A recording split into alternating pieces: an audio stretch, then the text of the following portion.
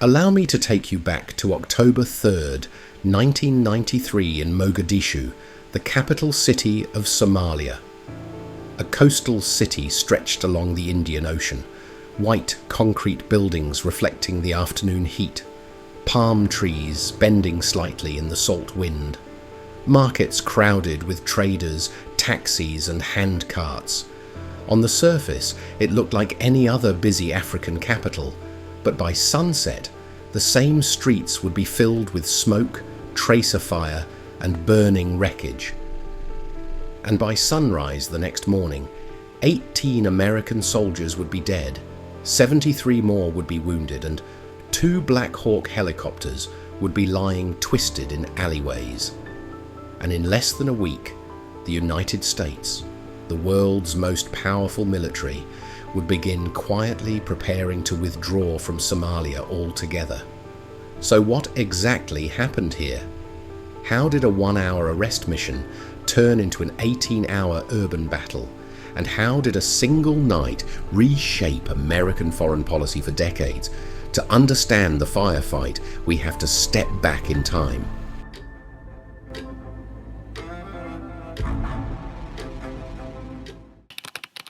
In December 1992, the Cold War ended.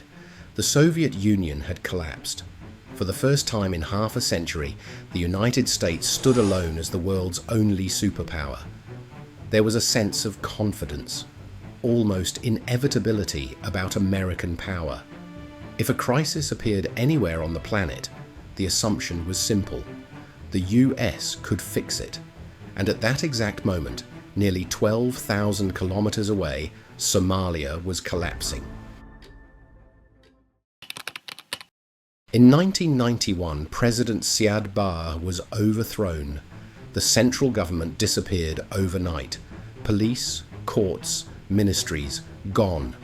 What replaced the state were clan militias and rival warlords. Ports stopped functioning, food shipments stalled, and farms were abandoned. Aid agencies estimated that by 1992, over 300,000 Somalis died of famine. Not from bombs, not from artillery, but from the absence of food. Television cameras broadcast the images globally.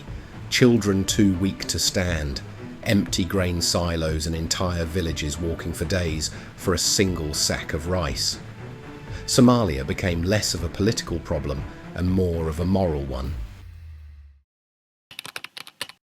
December 9th, 1992. US Marines landed on the beaches of Mogadishu. Night vision cameras captured silhouettes moving through the surf. This was Operation Restore Hope.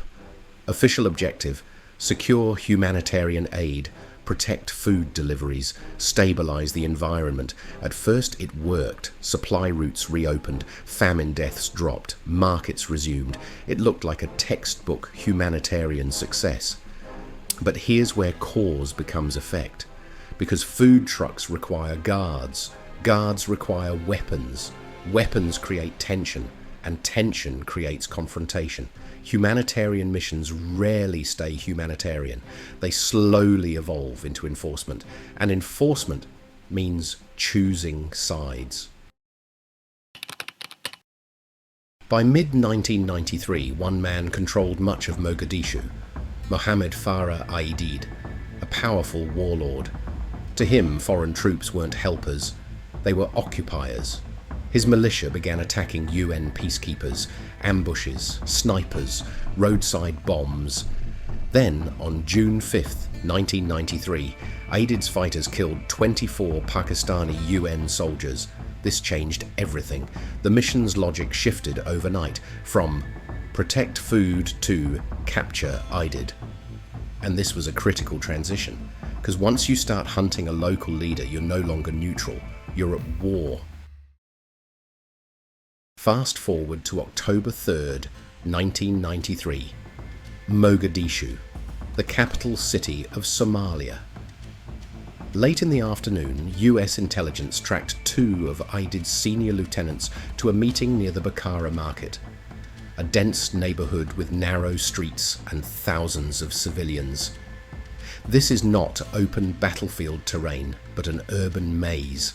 So Task Force Ranger was deployed, Army Rangers, Delta Force operators, and the 160 the SAW helicopter crews. Elite soldiers who were highly trained and highly trained. The plan was simple.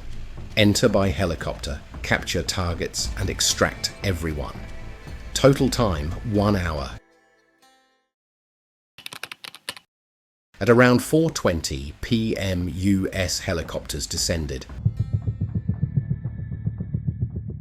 Soldiers fast roped onto streets and rooftops. The targets were secured quickly. At first, everything appeared on schedule. Then, a rocket-propelled grenade streaked upward. It hit Black Hawk call sign Super 61. The helicopter spun uncontrollably with black smoke trailing behind. Then impact. Crash Site 1. The mission changed instantly. From arrest to rescue. In less than 20 minutes, another rocket. Black Hawk, Super 64 was hit, spinning, falling and crashing deep inside hostile territory. 2 helicopters down, 2 isolated teams. Now the 1 hour mission was over. This wasn't law enforcement anymore. This was survival. With the 2 helicopters down, IDID's forces saw this as the perfect opportunity to attack on ground. Take a look at Mogadishu on a map. Tight alleyways, low concrete buildings and crowded streets. This is the perfect terrain for guerrilla fighters, but terrible terrain for mechanized rescue. Convoys took wrong turns. Roadblocks appeared out of nowhere. Burning tires blocked intersections, and IDID's militia fighters emerged from every direction. This was a major disadvantage for US soldiers. The city itself became the enemy. Every window was a firing point. Every crowd was unpredictable. There were no front lines, only 360 degrees. Nightfall came, but the gunfire never stopped. Small American teams defended crash sites for hours. Ammunition ran low, the water ran out, and medics treated wounds in darkness. At one crash site, 2 Delta snipers, Gary Gordon and Randy Shugart, requested insertion to protect survivors. They knew the odds were against them, but they went anyway. Both were killed. Their actions later earned the Medal of Honor. Rescue convoys kept trying, but each attempt was ambushed. Finally, around dawn, Pakistani tanks and Malaysian armoured vehicles broke through. Not just Americans. A multinational rescue. Because by then, this wasn't an operation. It was evacuation. Exhausted soldiers ran beside armoured vehicles under fire, later called the Mogadishu Mile.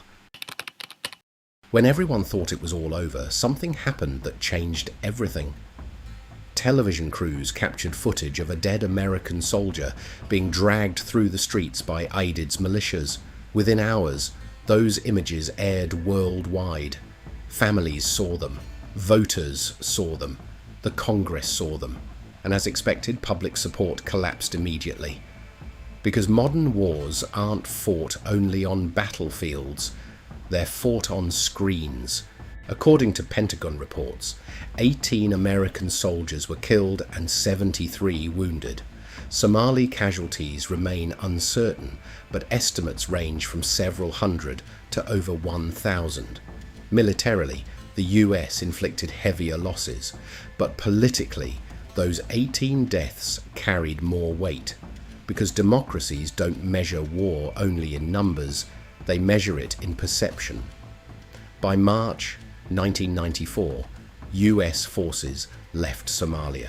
Mission over. But IDID was still at large. Later, when Rwanda's genocide began in 1994, US policymakers hesitated. Why? Somalia was still fresh. No one wanted another Mogadishu fiasco.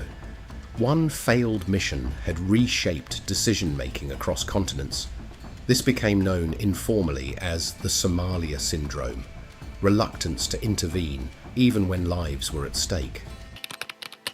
Today, Mogadishu is quieter. Markets open, children play football, traffic moves past the old crash sites. Nothing looks historic. But history happened there. On an October afternoon in 1993, those streets reminded the world's strongest military of something uncomfortable. Technology doesn't guarantee control, firepower doesn't guarantee understanding, and interventions rarely stay simple. So when we ask, how were 18 US soldiers killed in Somalia? The answer isn't just RPGs or gunfire, it's systems, decisions, assumptions, layers beneath layers. Because battles rarely begin the day they happen. They begin months earlier, in conference rooms, in policy memos, in small choices that seem harmless at the time, until suddenly they aren't.